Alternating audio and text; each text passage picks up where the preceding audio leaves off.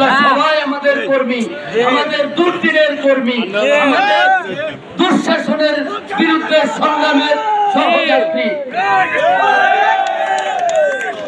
মিছিল দরকার নেই, আমি প্রয়োজনীয় কথা, আমি 2-3টা বিষয়ে কথা বলে শেষ করে দিব। কিন্তু যে জন্য আমাদের আজকের এই আয়োজন, সেটা হলো বাংলাদেশের ছাত্র সমাজ তাদের একটি মৌলিক অধিকার নিয়ে এই সরকারের বিরুদ্ধে আন্দোলন ঘোষণা করেছে। সেই আন্দোলনে সরকার দমন নীতি চালানোর প্রতিবাদে এক দফার আন্দোলনে সেটা রূপান্তরিত হয়েছে।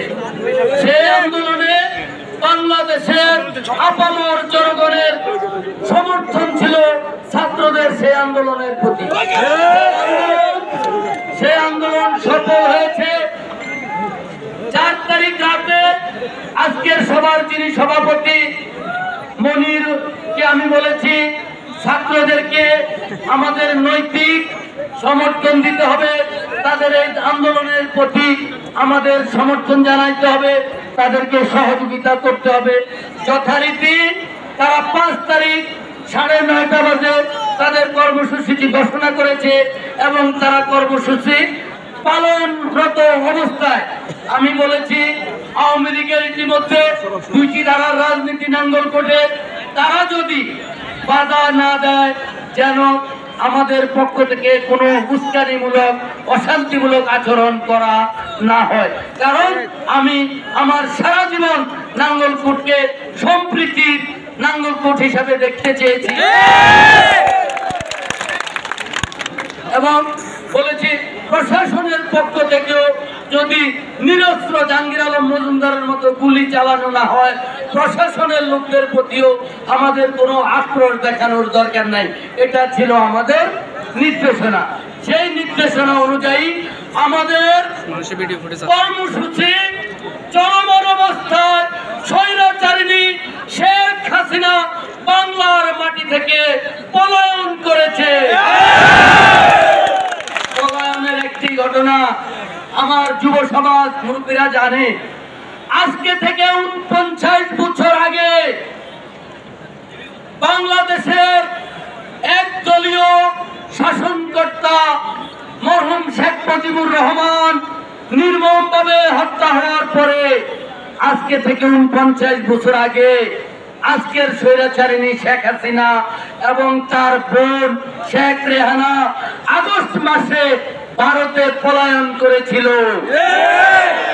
কিন্তু বিধির বিধান আজকে থেকে সেই 49 বছর পরে সেই আগস্ট মাসে এই স্বৈরাচারিণী শেখ হাসিনা আবার ইন্ডিয়া, যেখানে তার মামার বাড়ি নাকি বাপের বাড়ি, সেখানে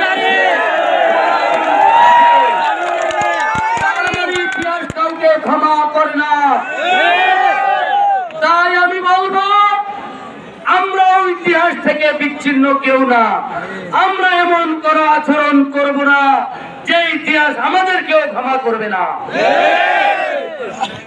যখন শেখ হাসিনা পলায়ন করেছে তাৎক্ষণিকভাবে উৎসব জনতা নাঙ্গলকোটে 2-1টি বিচ্ছিন্ন ঘটনা ঘটিয়েছে, যেটা আমি অস্বীকার করি না।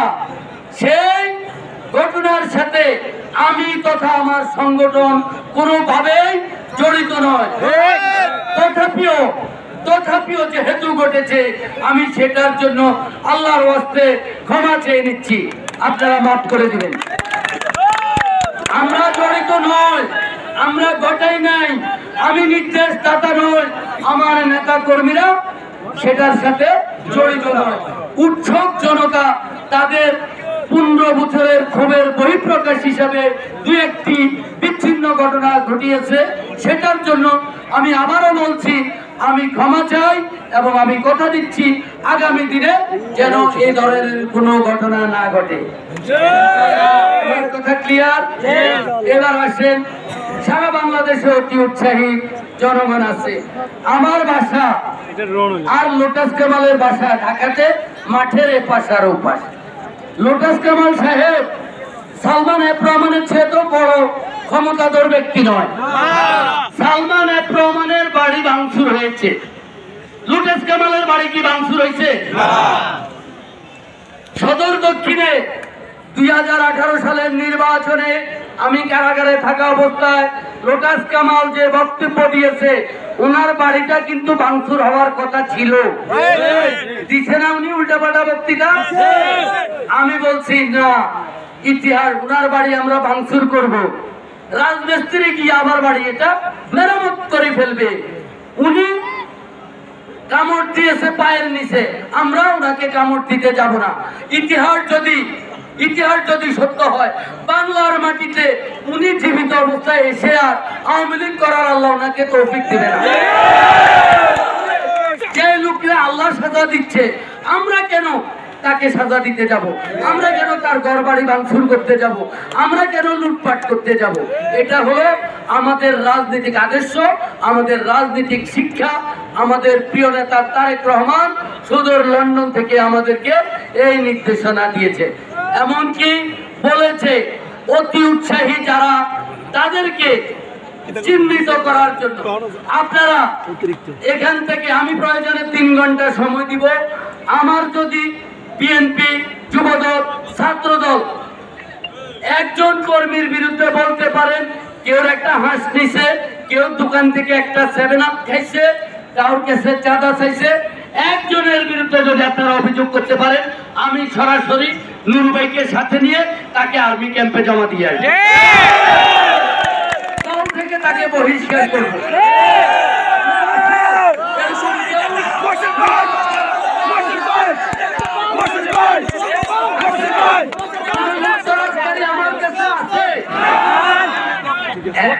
আমার কথা স্পষ্ট, যদি কোন লুটতরাজকারী আমার কাছে থাকে, আমি তাকে নিজে প্রশাসনের কাছে সুপর্দ করব, তাদেরকে ক্ষতিপূরণ দিব যদি কারো ক্ষতি করে থাকে। কিন্তু 5 তারিখের যে উশৃঙ্খল জনতা যেটা করেছে, সেটা বিচ্ছিন্ন ঘটা না, এটা সারা বাংলাদেশে অতীতও হয়েছে, আজকে হয়েছে, এমনকি ভবিষ্যতেও হবে। কারণ মানুষের ক্ষোভ আটকায় রাখা যায় না। কারণ আমরা বলছি, আমি শিখাইছি সারা জীবন, জ্বালো জ্বালো আগুন জ্বালো। সে আগুন কারো ঘরে আগুন জ্বালাইতে বলি নাই, মনের আগুন জ্বালাইতে বলছি। মানুষের ঘর বাড়িতে আগুন জ্বালানো আমাদের রাজনীতিক নীতি আদর্শের মধ্যে পড়ে না। তাই আমাদেরকে এই স্বৈরাচারিণী শেখ হাসিনা বাংলাদেশকে গত 15 বছরে যেভাবে তিলে তিলে শেষ করেছে, আগামী দিনে আমাদের কাজ হবে সেই বাংলাদেশকে পুনর্গঠন করা। আমরা বাংলাদেশকে পুনর্গঠন করব, আমরা বাংলাদেশকে ধ্বংস করার জন্য রাজনীতি করি না।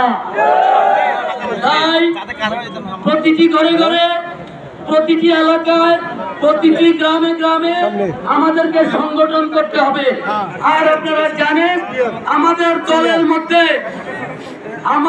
দলের মধ্যে কাপটি মারে 2008 সালে নৌকা মার্কায় ভোট দেওয়া একজন বিএনপি আছে, যারা গত 15 বছরে সরকার বিরোধী আন্দোলন করে নাই, তারা দোষর হিসাবে বিএনপি করেছে।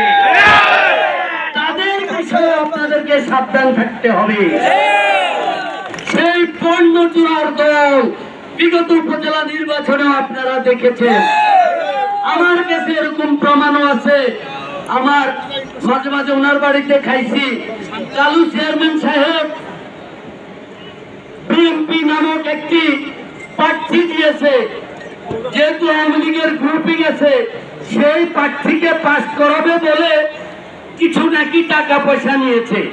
সেই লেনদেন রক্ষা করতে পারে নাই, পাস করাইতে পারে নাই, যার কারণে ক্ষিপ্ত হয়ে ওই দিন তারা তাদের টাকা উসুল করার জন্য নাকি ওনারও বাড়ি ঘর ভাঙচুর করছে। আমি সঠিক জানি না, দুষ্ট লোকেরা সেটা বলে ভাই টাকা পয়সা নিছে, পাস করাই দিবে। এখন যেহেতু পাস করাই দিতে পারে নাই, এখন কয় যে আমগো টাকা ফেরত দাও, এটা বলি তারা বাড়ি ভাঙচুর করছে। বাড়ি ভাঙচুরে আমগো মনির গেছে, আমগো লিটন গেছে, মহিন গেছে, আমাদের আফসার গেছে। তাইলে তারা যারা টাকা নিয়েছে নির্বাচন করিয়ে পাশ করিয়ে দিবে, ওই যে আমি এবং ডামি, এদের থেকে সাবধান থাকতে হবে।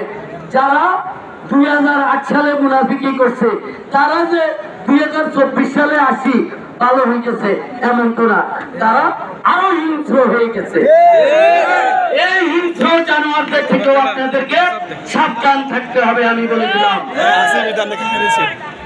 আর আজকে আমাদের যে মিছিল হবে, নেতৃবৃন্দ যেভাবে রুট বলে দিবে, যদি আপনারা তো আমাকে মনে হয় চেনেন, জানেন, যদি কারো একটা দোকানের দিকে একটা চকলেটের দিকে হাত দেন, আমি কিন্তু হাত কেটে ফেলবো, ধরে নিয়ে আর্মি ক্যাম্পে জমা দিয়ে দিব, এ বলে দিলাম। কারণ চাঁদ দেখেছেন, হ্যাঁ, রোজা সামনে আছে, শেখ হাসিনা পালিয়ে গেছে মানে বিএনপি ক্ষমতায় আসে নাই। ক্ষমতায় আসতে হলে দেশকে পুনর্গঠন করতে হবে, দেশপ্রেম দেখাইতে হবে, তারপরে গিয়ে ক্ষমতার আশা করবে। হ্যাঁ, কালকে ক্ষমতায় চলে আসছেন, যার যেটা পারছেন লুটপাট।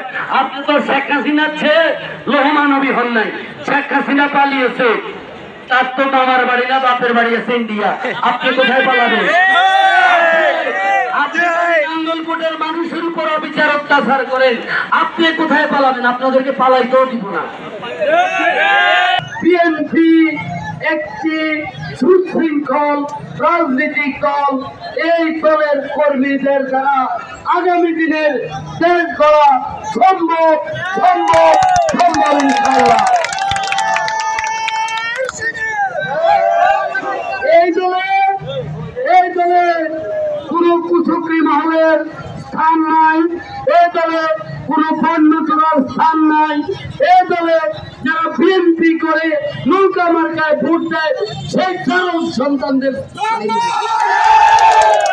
আপনাদেরকে খালেদা জিয়া তারেক রহমানের অতন্ত্র প্রহরী হিসাবে সজাগ থাকতে হবে, যেন এখানে কোনো কুলঙ্গার, এখানে কোনো আওয়ামী লীগের এজেন্ট ঢুকতে না পারে। সেই জন্য আপনাদেরকে সজাগ থাকার জন্য আহ্বান জানিয়ে আজকে কষ্ট করে এই প্রতিকূল আবহাওয়ার মধ্যে এই প্রোগ্রামে অংশগ্রহণ করেছেন এবং যারা আয়োজন করেছেন সবাইকে ধন্যবাদ। আপনারা দেখছেন CS টিভি, আমরা জনতার কথা বলি।